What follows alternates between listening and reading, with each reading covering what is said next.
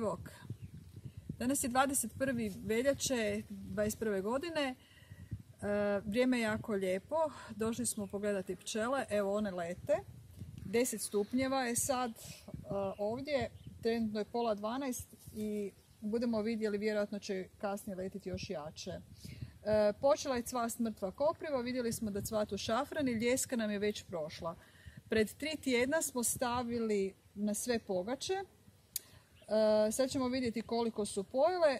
Najjednostavnije mi je svaku košnicu otvoriti, kroz najlon pogledam šta su napravile, poslikam si pa poslije doma analiziram u miru.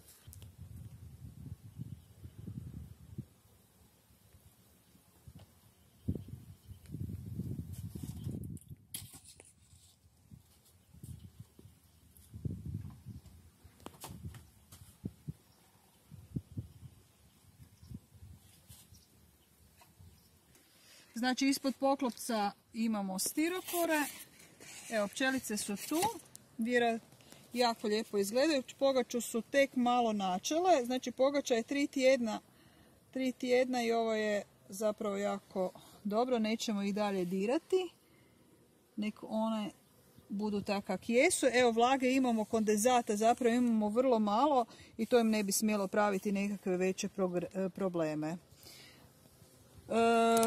Očito čiste podove. Podovi su kod mene puni. One ih čiste, evo, izbacuju trunje van i mislim da je to sve tu u redu.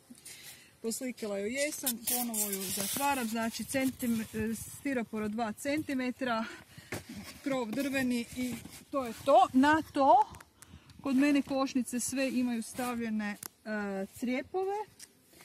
Imamo, znači, zaista izolaciju krovnu jako dobru i da gube što manje topline i da im bude što ugodnije.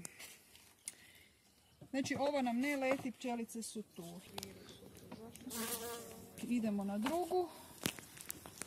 Vidite šta imamo kod ove. Ovdje smo metli malo oraha jer su mi mravi bili napali pa su mravi počeli jesti stiropor. Pa smo metli orahovih lišća da ih poteramo. Evo i ove isto jako dobro funkcioniraju. Pčela ima dovoljno. Slikamo ih. Lijepo jedu.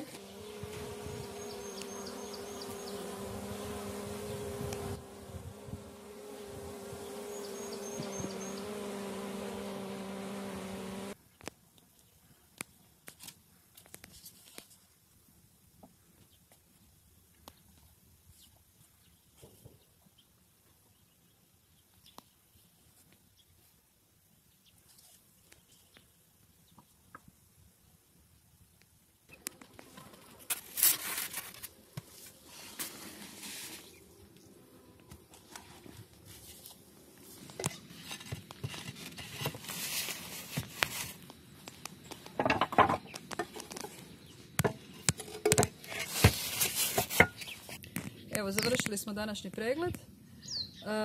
Prošlo je već sad nešto vremena, znači nekakvih pola sata kasnije. Evo, sad sve zajednice lete. I kad dobro pogledamo vidimo kako nose nešto žute, nešto narančaste, nešto crvene pelodi.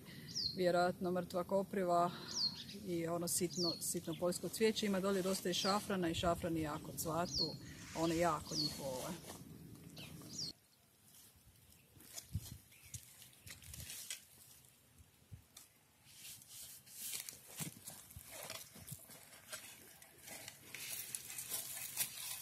Evo ga, ovo je rupa za grašak. Šta radimo? Današnja avantura nam je sadnja graška. Ovo je grašak koji sam uzgojila u teglicama. Zašto? U teglicama, kad je uobičajeno da se u našoj kulturi grah, na našem podneblju grašak i grahovi svi siju. Zato što mi je to jedini način da dođem što ranije do ploda. U ovom slučaju radi se o grašku šećercu. Grašak šećerac je grašak kojim se jede mahuna.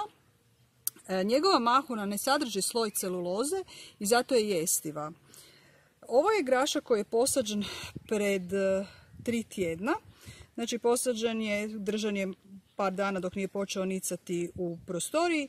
Poslije je bio na na prozoru i tu je ono očvrsno. Dakle, bez problema sad ide u zemlju. Za njega smo izabrali gredicu koja je na suncu.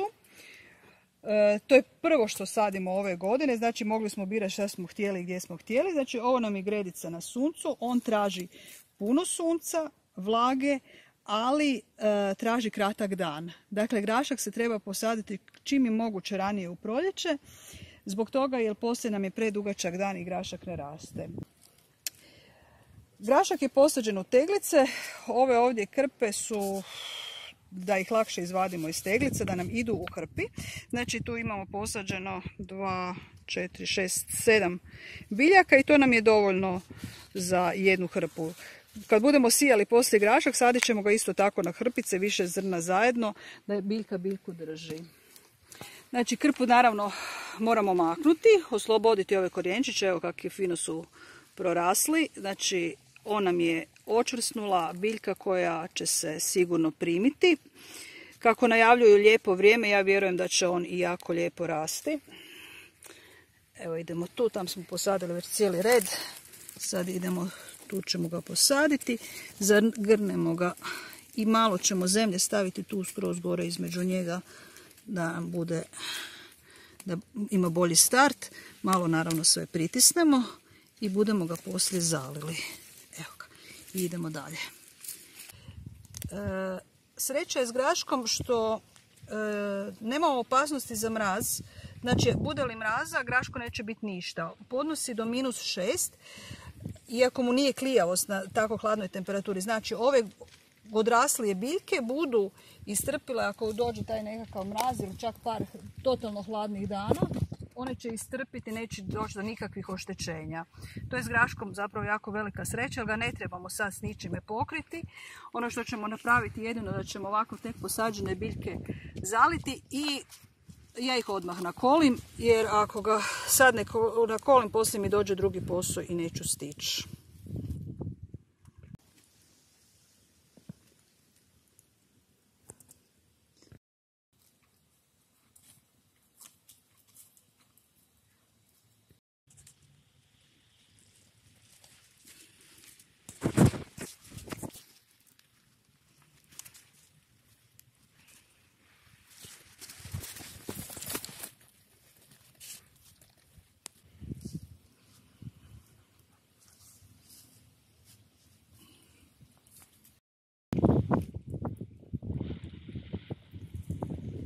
Evo, postavili smo osnovu konstrukcije za taj naš visoki grašak.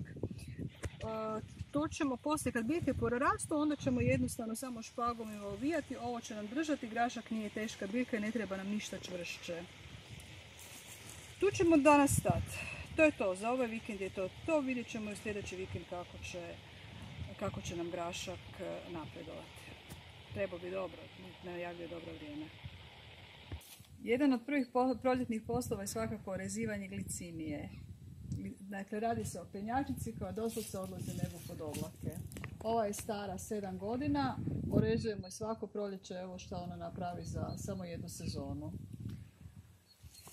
Cilj nam je da ona cvate. Znači moramo odrezati tako da nam ostane puno cvjetnih pupova, opet ne previše da ne budu presitni cvjetovi, tako da moramo naći nekakvu mjeru. Na njoj se jasno vidi koji će pupovi nositi cvjetove, koji će nositi lišće. Evo, recimo ovi nabubrani, lijepi, okrugli pupovi su cvjetni pupovi, dok imamo plosnitih pupova, kao što su ovi ovdje, koji su lisni pupovi. Dakle, orezat ćemo sve ove višak grane, sve ove tanke grane koje su rano izrasle, a ostavljamo samo stare grane i samo cvjetne pupove. Na ovoj gliciniji ovdje jasno se vide mahune, znači to je plod. Plod glicinije je mahuna, to su znači ovakve mahune u kojima se nalaze sjemenke. Sjemenke glicinije izgleda ovako, evo, vrlo su krupne, ne može se ništa tu promašiti.